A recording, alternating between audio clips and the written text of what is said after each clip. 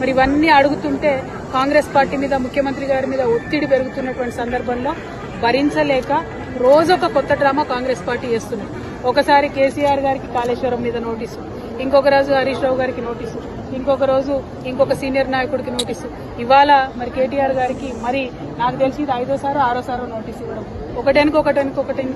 ఒకటి నోటీసులు ఇచ్చిన ప్రతిసారి ప్రతి ఒక్కరు ఏదో ఒకటి మాట్లాడి మొత్తానికి ప్రజా సమస్యల నుంచి దృష్టి మరల్చాలే, వాళ్ళు పబ్బం కట్టుకోవాలని చూస్తున్నటువంటి సందర్భాన్ని మనం గమనిస్తున్నాం. నేను ఈ వైఖరిని తీవ్రంగా ఖండిస్తా ఉన్నాను. మేము ఎప్పుడో చెప్పినాం, నోటీసులు ఇస్తే పోతాం, జవాబిస్తాం, మేమేం తప్పు చేసింది లేదని మా పార్టీ తరఫు నుండి మా నాయకులందరూ కూడా అన్ని సందర్భాల్లో కూడా చెప్పినటువంటి విషయం మీ అందరికీ తెలిసిందే.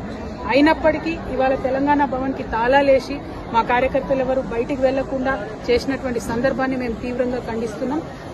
మా కేటీఆర్ గారు మరి ఇవాళ విచారణకు హాజరైన ముందే చెప్పినటువంటి విషయమే, హాజరైతామని. అందులో పెద్ద విశేషం ఏం లేదు, హాజరైతాం, విచారణకు సహకరిస్తామని కూడా చెప్పినాం.